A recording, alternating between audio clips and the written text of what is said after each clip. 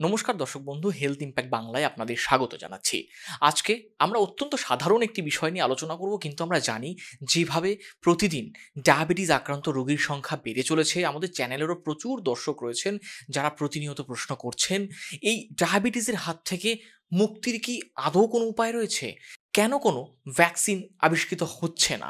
Diabetes কি আদৌ একটি দুরারোগ্য, নাকি ডায়াবেটিসকে সারিয়ে সুস্থ জীবন লাভ সম্ভব? এই যে ডায়াবেটিস প্রত্যেকটি ঘরে ঘরে ভারতবর্ষের ছড়িয়ে পড়া, মহামারীর আকার ধারণ করা, এর পেছনে মূল কারণটা কি?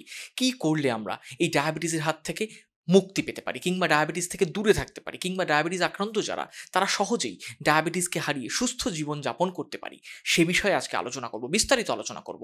আমাদের সঙ্গে রয়েছেন কলকাতা শহরের বিশিষ্ট চিকিৎসক, সিনিয়র চিকিৎসক প্রফেসর ডক্টর শুভঙ্কর চৌধুরী। আমরা স্যারের কাছে যাব, তবে তার আগে বলি, আপনারা যারা এই চ্যানেলে নতুন এসেছেন, ভিডিওটি দেখছেন প্রথমবার, তাদেরকে বলি চ্যানেলটি সাবস্ক্রাইব করুন, কারণ স্বাস্থ্য সংক্রান্ত নানা বিষয় নিয়ে প্রতিনিয়ত আমরা আলোচনা করছি আপনাদের জন্য। ভিডিওটি ভালো লাগলে লাইক করবেন এবং শেয়ার করবেন। ভিডিওটি শেষ পর্যন্ত থাকবেন, সবচেয়ে বড় কথা, কারণ স্যার আজকে যে পরামর্শগুলো দেবে, আশা করি আপনারা দৈনন্দিন জীবনে যারা ডায়াবেটিস আক্রান্ত বা পরিবারের কেউ যদি থেকে থাকে ডায়াবেটিসের সমস্যায় ভুগছেন, সুগারের সমস্যায় ভুগছেন, তারা কিন্তু যথেষ্ট উপকৃত হবেন। আসুন আজকের আলোচনা শুরু করি। স্যার, আপনাকে স্বাগত জানাচ্ছি হেলথ ইম্প্যাক্ট বাংলায়। নমস্কার, আমি ডক্টর শুভঙ্কর চৌধুরী। আজকে আমরা ডায়াবেটিস নিয়ে আলোচনা করব। একেবারে ডায়াবেটিস জিনিসটা কি, ডায়াবেটিস হলে কি করবেন, কি করে একে প্রতিহত করা যেতে পারে, এবং ডায়াবেটিস হলে কিভাবে সুন্দরভাবে জীবনযাত্রা চালিয়ে যেতে পারবেন। আমরা বলি healthy and fulfilling life despite diabetes. Diabetes থাকলেই সব কিছু শেষ হয়ে গেল, এরকম নয়। তো ডায়াবেটিস অসুখটা একটা মেটাবলিক ডিসঅর্ডার, যেটাকে আমরা ডায়াগনোজ করি রক্তে সুগারের মাত্রা বেশি, গ্লুকোজের মাত্রা বেশি এর ভিত্তিতে। সুগার এক রকমের শর্করা বা কার্বোহাইড্রেট, কিন্তু ডায়াবেটিস যে মেটাবলিক ডিসঅর্ডার বললাম, এটা শুধু কার্বোহাইড্রেট মেটাবলিজমকেই অ্যাফেক্ট করে তা নয়, প্রোটিন, ফ্যাট, মিনারেল সব মেটাবলিজমকেই অ্যাফেক্ট করে। কিন্তু সুবিধার্থে আমরা ডায়াগনোসিসটা রেখেছি গ্লুকোজের মাত্রার উপরে। এই গ্লুকোজের মাত্রা বেশি হলে তাকে আমরা ডায়াবেটিস বলি। কিন্তু এবার আমাদের একটু এর ব্যাকগ্রাউন্ডটা জানতে হবে, যে রক্তে গ্লুকোজের মাত্রাকে মেনটেন করার জন্য আমাদের শরীরে বিভিন্ন হরমোন আছে। তার মধ্যে কিন্তু একটি মাত্র হরমোন সে গ্লুকোজকে কম রাখে, সেটা হচ্ছে ইনসুলিন। আর এর এগেনস্টে 4টি হরমোন আছে যারা কিনা গ্লুকোজকে বাড়ানোর চেষ্টা করে। তার মানে কিন্তু এইটা যে আমরা ডায়াবেটিস নিয়ে খুব চিন্তিত, অনেক রোগী আমাদের দেশে, সারা পৃথিবীতে, কিন্তু নেচার কিন্তু চায় যে আমাদের সুগার যেন খুব বেশি কমে না যায়, কারণ কমে গেলেও কিন্তু বিপদ। অর্থাৎ কিনা আমাদের শরীরের অনেক কোষ, বিশেষ করে ব্রেনের কোষগুলো, সেগুলো একেবারে গ্লুকোজের উপর নির্ভরশীল তার প্রতিদিনের দৈনন্দিন কার্যকলাপের জন্য। গ্লুকোজ হচ্ছে একটা জ্বালানি, এই গ্লুকোজের মাত্রা খুব কমে গেলে সেই কোষগুলো কাজ করতে পারবে না। সুতরাং আমরা আজকে সুগার বেশি যে খারাপ, সেগুলো আমরা নিশ্চয়ই সেগুলো নিয়ে আলোচনা করছি ডায়াবেটিস সংক্রান্ত, কিন্তু এটা পাশাপাশি মনে রাখতে হবে যে সুগার বেশি কমে গেলেও সমস্যা, এবং সেইটা কিন্তু আমাদের একটা চিকিৎসার ক্ষেত্রেও একটা সমস্যা, যে কিছু কিছু ওষুধ আছে যেগুলোতে সুগার অত্যধিক কমে যেতে পারে, যাকে আমরা বলি হাইপোগ্লাইসিমিয়া। সেটা ঠিক নয়, ভালো নয়। এবং আমাদের হাইপার গ্লাইসিমিয়া, বেশি সুগারের জন্য যে নানা রকম ক্ষতির কথা হয়তো আমরা আলোচনা করব, সেটা হতে কয়েক বছর সময় লাগে, কোনো কোনো ক্ষেত্রে কয়েক দশক সময় লাগতে পারে। কিন্তু হাইপোগ্লাইসিমিয়া হলে তার থেকে ক্ষতি কিন্তু কয়েক মিনিট মধ্যে লোকে ইভেন মারা যেতে পারেন লো সুগারের থেকে। সুতরাং লো সুগারের থেকেও আমাদের কেয়ারফুল থাকতে হবে। তো এই যে আমরা বললাম, সুতরাং ডায়াবেটিস যে হচ্ছে সেটা ওভারঅল ইনসুলিন হরমোনের একটা কোনো ডেফিসিয়েন্সির জন্য। এই ডেফিসিয়েন্সিটা হতে পারে অ্যাবসলিউট ডেফিসিয়েন্সি, একদম ইনসুলিনের মাত্রা খুব কমে গেছে তার জন্য, কিন্তু বেশিরভাগ ক্ষেত্রে আমরা যদি 100 জন ডায়াবেটিসের মধ্যে দেখি, প্রায় 95 জনের মধ্যে যে ডায়াবেটিসটা আমরা দেখি সেটাকে আমরা বলি সাধারণভাবে টাইপ 2 ডায়াবেটিস। সেটাতে শরীরে কিন্তু যদি আমরা রক্ত থেকে আমরা মাপ করি, মেপে দেখি, দেখব ইনসুলিন কিন্তু আছে। ইনসুলিন আছে, কিন্তু সেই ইনসুলিনটা ঠিকমতো কাজ করতে পারছে না। তাকে আমরা বলি ইনসুলিন রেজিস্ট্যান্স। এই ইনসুলিন রেজিস্ট্যান্স থাকলে শরীরে আমাদের যে প্যানক্রিয়াসের বিটা সেল, যে প্যানক্রিয়াস যেখান থেকে ইনসুলিন তৈরি হয়, অগ্নাশ হয়, সেই সেই কোষগুলো প্রথমের দিকে রেসপন্ড করে, যে তারাও সেন্স করতে পারে যে ইনসুলিন ঠিকমতো কাজ করতে পারছে না, বিভিন্ন কোষের সেখানে গ্লুকোজকে ঠিক জায়গায় পৌঁছে দিতে পারছে না, তাহলে চলো এসো আমরা আরো ইনসুলিন তৈরি করি। তো প্রথমের দিকে তারা বেশি বেশি করে ইনসুলিন তৈরি করে। এই বেশি ইনসুলিনের লেভেল কিছুটা অংশে, কিছুটা স্টেজ অবধি ইনসুলিন রেজিস্ট্যান্সকে ওভারকাম করতে পারে, করে সুগারটাকে মেনটেন রাখে। কিন্তু অনেক দিন আস্তে আস্তে গেলে, বছর গেলে যেটা হয়, এই কোষগুলো তাদের তো সমানে বেশি বেশি করে কাজ তারা কতদিন করতে পারবে, তারাও হাঁপিয়ে পড়বে, তারাও তাদের তারা পড়ে যেতে শুরু করবে মুখ থুবড়ে। এই করে আলটিমেটলি ইনসুলিন সিক্রিশনটাও আস্তে আস্তে কমতে শুরু করে, এবং একটা সময় গিয়ে তখন ডায়াবেটিস দেখা যায়, type 2 diabetes. So type 2 diabetes insulin রেজিস্ট্যান্সের জন্য তো বটেই, কিন্তু তার সঙ্গে সঙ্গে বিটা কোষও ঠিক সমান হারে ইনসুলিন যথেষ্ট তৈরি করতে পারছে না, বাড়াতে পারছে না, সেই জন্য। অর্থাৎ এই বিটা সেলেরও একটা ডিসফাংশন থাকলে তবেই এই টাইপ 2 ডায়াবেটিস হয়। প্রথম বলি যে আমরা স্বাভাবিক সুগারের মাত্রাটাকে ধরি খালি পেটে 100-র মধ্যে হলে ভালো, 100 ম্যাক্সিমাম 110 অবধি, আর খাওয়ার পরে 140-এর মধ্যে। খাবার পরে 140 ক্রস করলেই সেটাকে আমরা ডায়াবেটিস বলি না। মাঝখানে একটা গ্রে জোন আছে, যেটা আমরা বলতে পারি প্রি ডায়াবেটিস, ডায়াবেটিসের আগের স্টেজ। সেটা হচ্ছে খালি পেটে সুগারের মাত্রা যদি 100 থেকে একটু বেশি, কিন্তু 126-এর মধ্যে, তাকে প্রি ডায়াবেটিস সেটাকে বলা হয়। আর খাওয়ার পর যদি আমরা মাপ করি তাহলে 140-এর বেশি কিন্তু 200-র কম, এটা হচ্ছে প্রি ডায়াবেটিস। তাহলে ডায়াবেটিস কাকে বলবো? ডায়াবেটিস বলবো যদি খালি পেটে সুগার 126 বা তার উপরে হয়, খাওয়ার পরে 200 বা তার উপরে হয়। এবারে খাওয়াটা কি? কেউ ভাত খাচ্ছেন, কেউ রুটি খাচ্ছেন, কেউ মিষ্টি খাচ্ছেন, কেউ টক ঝাল খাচ্ছেন।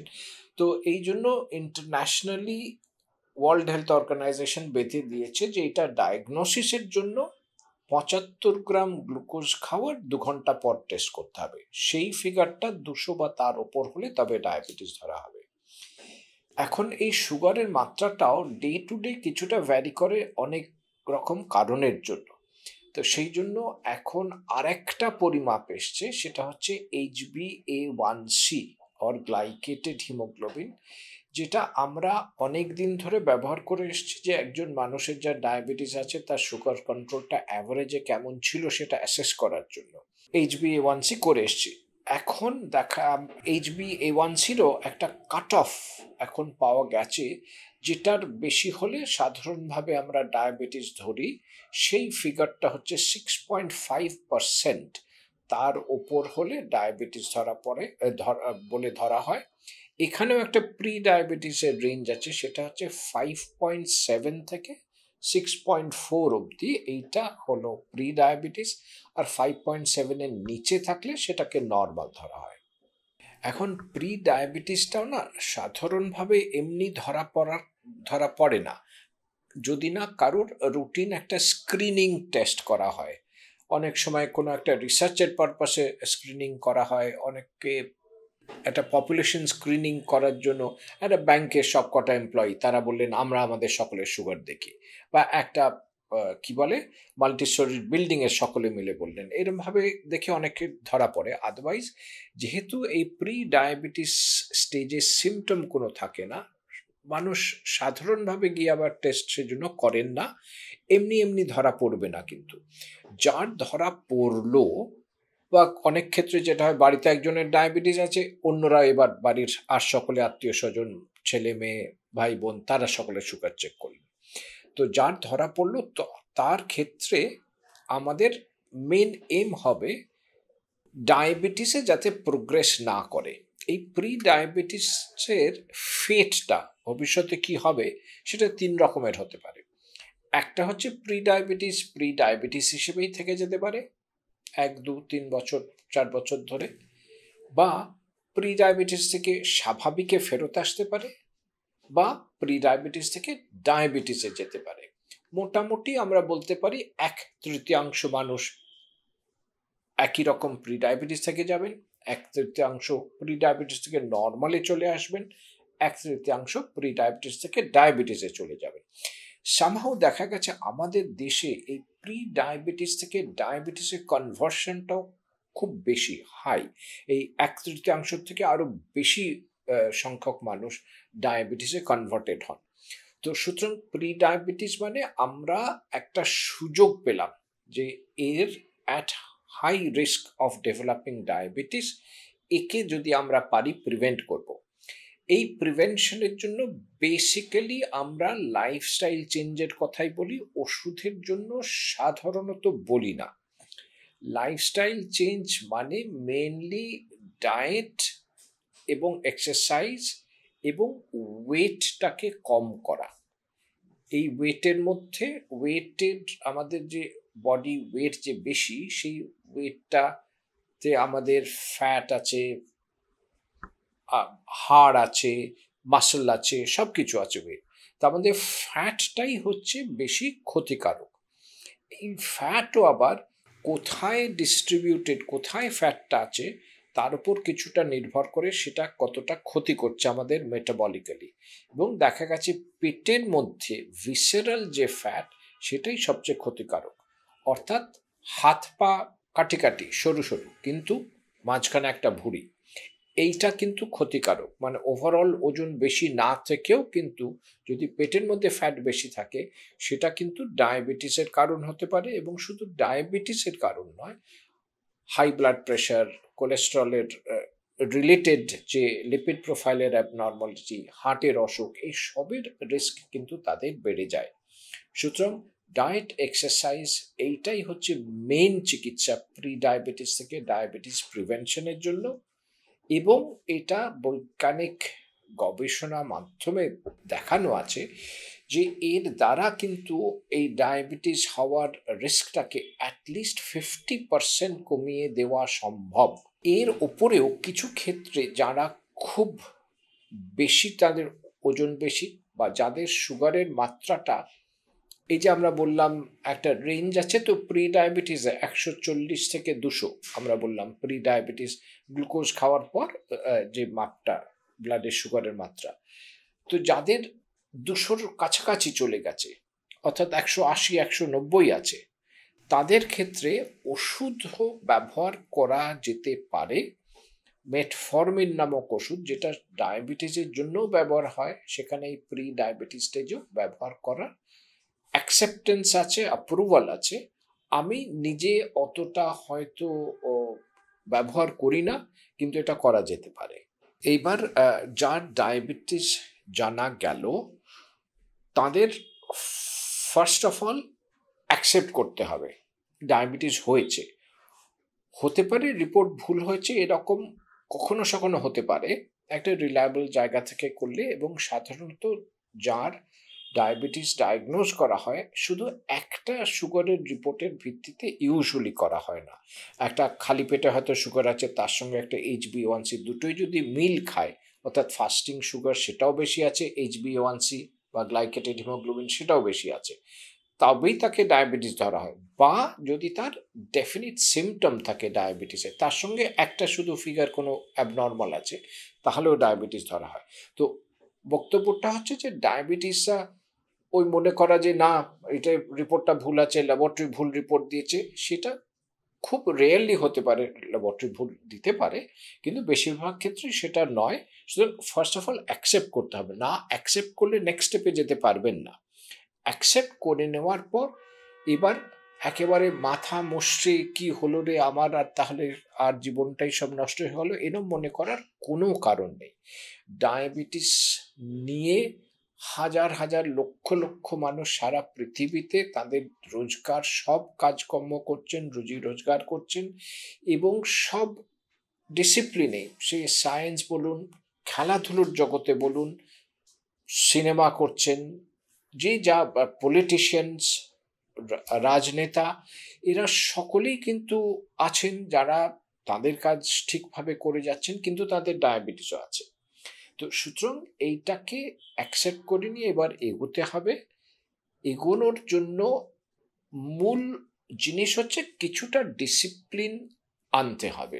যদি না থেকে থাকে আগে, সেই ডিসিপ্লিনের মধ্যে আবার সেই ডায়েট এবং এক্সারসাইজ ছাড়াও যদি ওষুধপত্র লাগে সেগুলো সময় মতো খেতে হবে, এবং সময় মতো ওষুধ খেলে খাওয়ারও সময় মতো খেতে হবে। কারণ আগেই প্রথম দিকে বলছিলাম যে কিছু কিছু সুগারের ওষুধ আছে যেগুলো খেলে সুগার অত্যধিক কমে যেতে পারে। সুতরাং সময় মতো যদি খাবার না খান তাহলে কিন্তু সুগারটা অত্যধিক কমে গিয়ে সমস্যায় পড়তে পারেন। সব সুগারের ওষুধ সেরম নয়, মডার্ন অনেক ওষুধ আছে যেগুলোতে ওই হাইপোগ্লাইসেমিয়া হওয়ার রিস্ক খুব কম থাকে। এবং 3 নম্বর হচ্ছে, তো প্রথম হচ্ছে ডায়েট এবং এক্সারসাইজ, দ্বিতীয় হচ্ছে কিছু ওষুধপত্র দরকার পড়লে, প্রত্যেকেরই যে প্রথম থেকে ওষুধ লাগে তা নয়, কারো কারোর হয়তো নাও লাগতে পারে, একটু যদি সুগারের মাত্রা বেশি থাকে ডায়েট আর এক্সারসাইজের মাধ্যমেই হতে পারে। আর তৃতীয় হচ্ছে মনিটরিং, অর্থাৎ আজকে যার যা ওষুধ দেওয়া হলো সেই ওষুধটাই কিন্তু সারা জীবন ওইটাতেই কাজ করবে, ওই ডোজেই, তা নয়। কারণ ডিজিজটা প্রোগ্রেসিভ, আস্তে আস্তে শরীরে সে বিটা সেল যেখান থেকে ইনসুলিন তৈরি হয় সেটা কিন্তু আস্তে আস্তে ক্রমশ কমজোরি হতে থাকে। সেই জন্য ওষুধের মাত্রা বাড়াতে হতে পারে, এবং এই রেগুলার মনিটরিং এর মাধ্যমে দেখে দেখে ঠিক করতে হবে।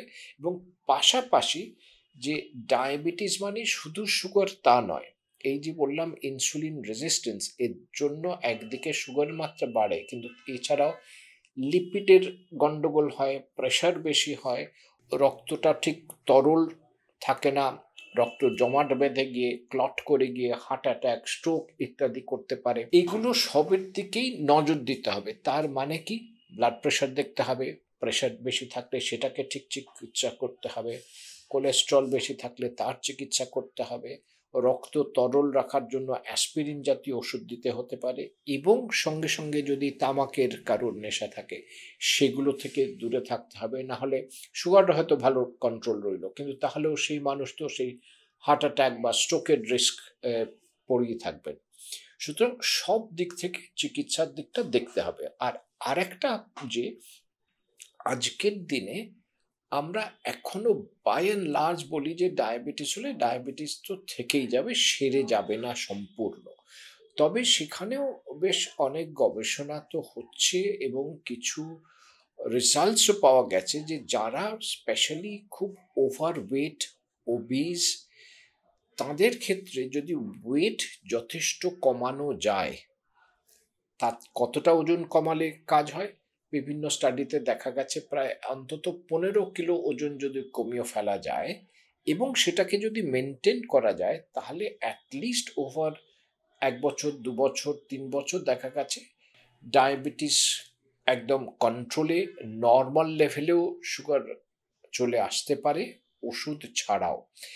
এখনো আমরা কিওর অফ ডায়াবেটিসে বলছি না কথাটা, তার কারণ হচ্ছে যে এগুলো আবার কিছুদিন পর যদি ছেড়ে দেন, যে যে ডিসিপ্লিন একটা লাইফস্টাইল চেঞ্জেস করেছিলেন, তা কিন্তু আবার ফেরত চলে যাবে। সেই জন্য কিওর বলছি না, কিন্তু রেমিশন অফ ডায়াবেটিস হতে পারে এর মাধ্যমে। আমরা আগেই বললাম যে ডায়াবেটিস টাইপ 1 ডায়াবেটিস যেটা, সেটা তো ইনসুলিন অভাবের জন্য তাকে ইনসুলিন ছাড়া চিকিৎসা করা যাবে না, ডে 1 থেকে ইনসুলিন দিতে হবে। টাইপ 2 ডায়াবেটিস যেটা বেসিক্যালি ইনসুলিন রেজিস্ট্যান্সের জন্য, কিন্তু আমি বললাম যে তার সঙ্গে সঙ্গে ইনসুলিন সিক্রিটারি ক্যাপাসিটি সেটারও কিছুটা সমস্যা থাকে বলেই ডায়াবেটিসটা হয়, সুগারটা বাড়ে। তাদেরও ইভেনচুয়ালি অনেকের ক্ষেত্রেই ইনসুলিন দিতে লাগে, কারণ বছরের পর বছর গেলে আস্তে আস্তে ইনসুলিনের তৈরি করার ক্ষমতাটা শরীরে আরো কমে যায়, ইনসুলিনের মাত্রা কমতে থাকে, তখন ইনসুলিন দিতে হয়। তো এখন এই টাইপ 2 ডায়াবেটিসের কারু যারা প্রথম ডাক্তারের কাছে গেলেন, তাদের সুগারগুলো যদি ভীষণ বেশি থাকে, 300-400 তার উপরে, HbA1c 10-এর উপরে যদি থাকে, তাদের ক্ষেত্রে দেখা গেছে যে ট্যাবলেট দিয়ে হয়তো সেই ক্ষেত্রে আর কাজ হবে না, তখন হবে না, তখন তাকে ইনসুলিন দিয়ে প্রথম কন্ট্রোলে নিয়ে এসে সুগারটা কমিয়ে এনে তারপর হয়তো ট্যাবলেটে কাজ হতে পারে। সো কিছু লোকের প্রথম ডায়াগনোসিসের সময় ইনসুলিন লাগতে পারে, বিশেষ করে যাদের খুব গ্রস সিমটম আছে, যে ভীষণ ওজন কমে গেছে, রোগা হয়ে গেছেন, দুর্বল বোধ করছেন, ভীষণ প্রস্রাব হচ্ছে, জল পিপাসা পাচ্ছে, এদের ক্ষেত্রে ইনসুলিন দিয়ে চিকিৎসা করাই শ্রেয় একদম প্রথমেই ডায়াগনোসিসের সময়। আর মোর কমনলি যেটা করা হয়, যাদের অনেক দিনের ডায়াবেটিস হয়ে গেছে, সেটা কোনো সময় ঠিক এরকম আমরা বেঁধে দিতে পারি না যে 5 বছর হয়ে গেলে সকলকে ইনসুলিন দিতে হবে, 10 বছর হয়ে গেলে বেশিরভাগ লোককেই দিতে হবে, এরকম না। তবে বাই অ্যান্ড লার্জ 10 বছরের উপর হয়ে গেলে অনেকের ইনসুলিন লাগে। আমার কাছে অনেক রোগী কিন্তু আছেন যাদের 15 বছর হয়ে গেছে, 20 বছর হয়ে গেছে, এখনো তাদের ইনসুলিন লাগছে না। এইটা কিভাবে ডিসাইডেড হবে যে ইনসুলিন দিতে লাগবে? সেটা হচ্ছে যে মুখে খাওয়ার যে ওষুধগুলো, সেগুলো অনেক রকমের ওষুধ পাওয়া যায়। সেই ওষুধগুলো অ্যাটলিস্ট 3 রকমের ওষুধ, আমাদের কাছে 4, 5, 6, 7 রকমের ওষুধ আছে হয়তো, অন্তত 3 রকমের ওষুধ, সেগুলোর অপটিমাম ডোজে ব্যবহার করার পরেও যদি সুগারগুলো কন্ট্রোলে না থাকে, তাহলে আমাদের ইনসুলিন দিতে হবে।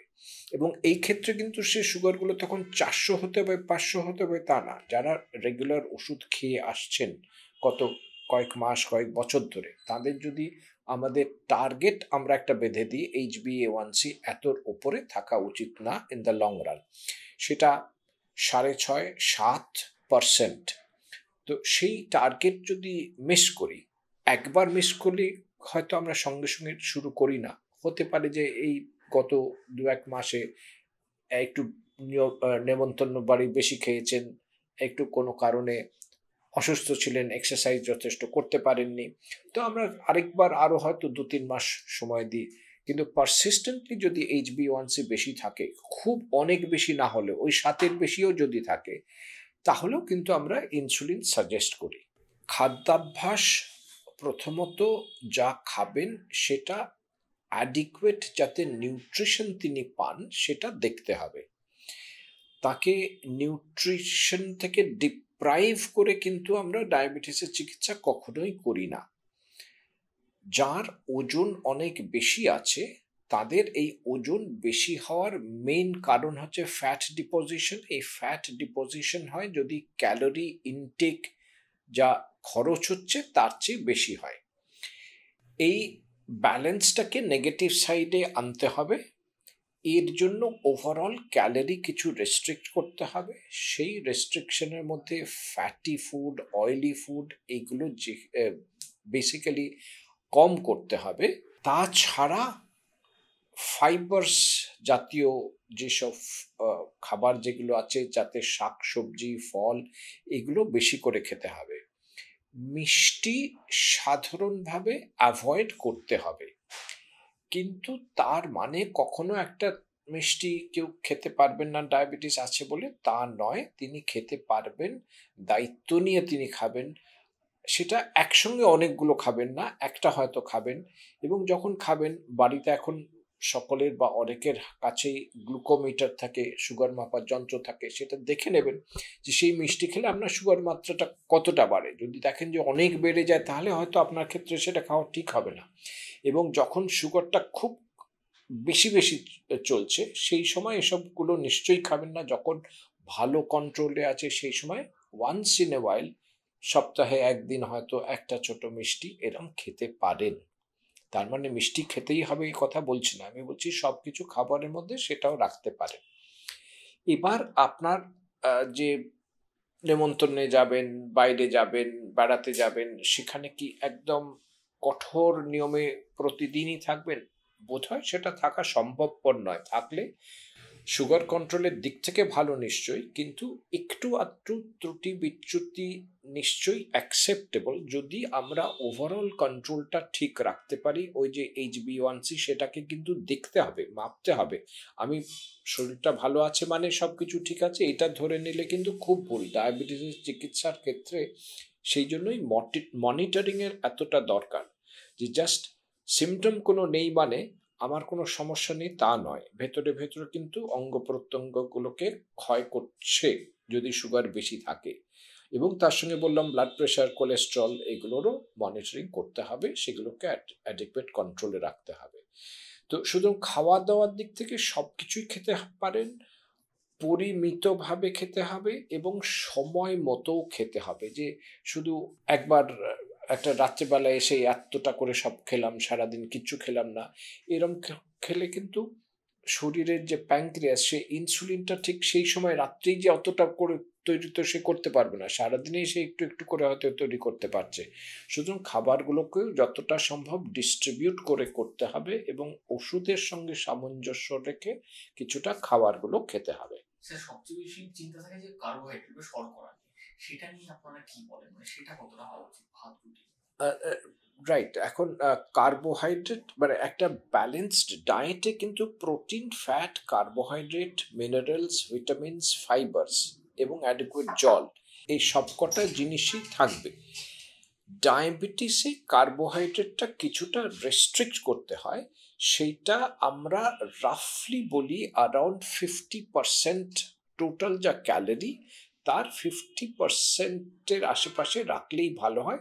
কিন্তু আমাদের দেশে ট্র্যাডিশনাল ডায়েটগুলো typically carbohydrate heavy diet, 70%, 80% carbohydrate হয়ে যায়। তো এবং আমরা রিসেন্টলি একটা সারা পৃথিবীতে, সারা দেশে আমাদের ICMR একটা ইন ডায়াব স্টাডি একটা কন্ডাক্ট করে সব স্টেটে, ডায়াবেটিস, প্রেশার, বডি ওয়েটের সমস্যা, ওবেসিটি প্রিভ্যালেন্স ইত্যাদি দেখার জন্য। তার মধ্যে পশ্চিমবাংলাও ইনক্লুডেড ছিল এবং সেই পশ্চিমবাংলার প্রিন্সিপাল ইনভেস্টিগেটর আমি ছিলাম। তো সেইখান থেকে যা, এবং সেখানে তাদের একটা পার্ট ছিল যে সকলে কে কি খান তার একটা ডিটেল ডায়েটারি একটা হিস্ট্রি নেওয়া।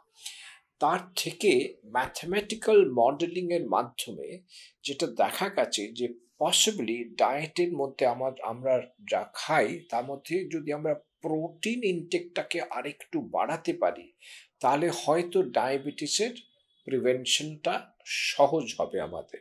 এইটা অবশ্য এখনো একটা প্রিলিমিনারি ফর্মে, এটা ইটস অলরেডি পাবলিশড, আরও এ নিয়ে পাবলিকেশন হচ্ছে। সো ওভারঅল আমাদের 50%-এর বেশি কার্বোহাইড্রেট না খেলে ভালো। প্রোটিনটাকে আমাদের রাফলি অ্যাডাল্ট পার্সনে, যার কোনো কিডনির সমস্যা নেই, তাকে 0.8 to 1 gram per kg body weight of ideal body weight protein, অর্থাৎ 50 কিলো কারো মানুষ হলে 50 গ্রামের প্রোটিন সারাদিনে খাবেন।